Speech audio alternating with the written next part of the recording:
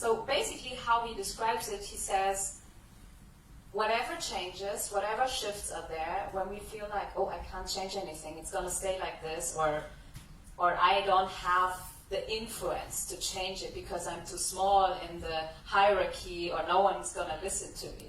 He says, when you're in such a situation, just find this little tiny part that you can actually change. That's your area of influence.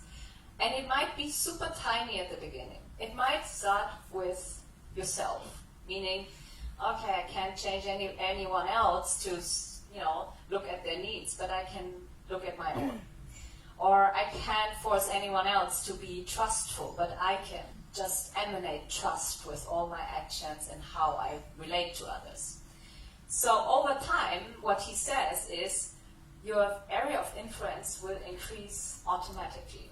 And it's going to become bigger and bigger and bigger just by you finding that one area of influence. And that principle stuck with me when I read it 12 years ago. So I tested it. I'm constantly testing things. When I read something, I just want to see, is that real? So I've been testing it multiple times. And every time I did that, my area of influence increased just by concentrating on that one thing that I could change.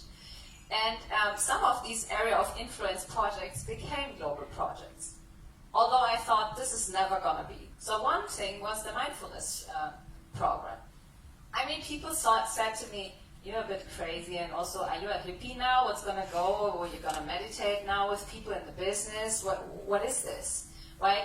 And it felt really embarrassing to me at the beginning to even speak about it, because I felt, oh, will they take me serious anymore? Am I still competent when I do that?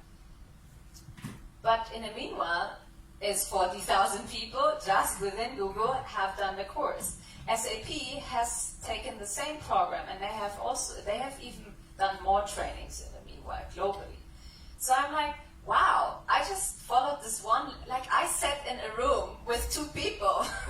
That was my area of influence when I started with it. It was and so I think sometimes we don't understand the power of our own actions when we just keep on trusting in them and say, I'm just going to take this one, I'm just going to sit in a room with one person and just keep on doing it and see what's happening.